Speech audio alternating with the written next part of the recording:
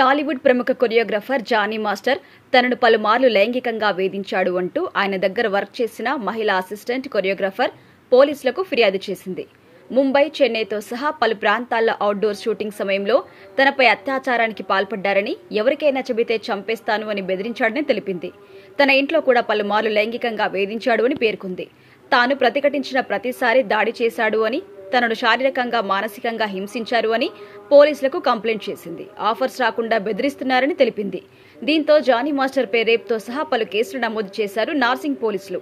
ఇది ఇలా ఉంటే బాధితురాలికి మద్దతుగా నిలుస్తోంది టాలీవుడ్ ఇండస్ట్రీ. తాజాగా టాలీవుడ్ స్టార్ హీరో అల్లు అర్జున్ బాధితురాలికి అండగా నిలిచారు.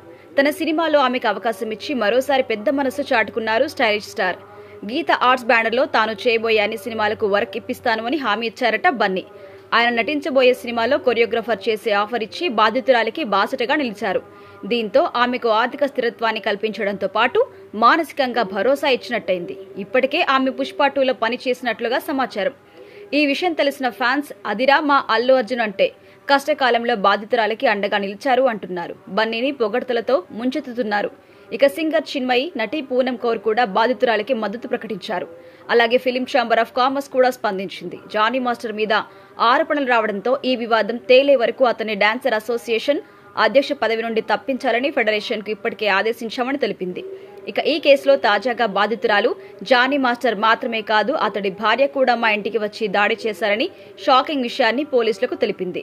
3 గంటల పాటు లేడీ కొరియోగ్రాఫర్ నుంచి స్టేట్మెంట్ రికార్డ్ చేసిన పోలీసులు ఇందులో విస్తుపోయే విషయాలు కూడా బయటకొచ్చాయి.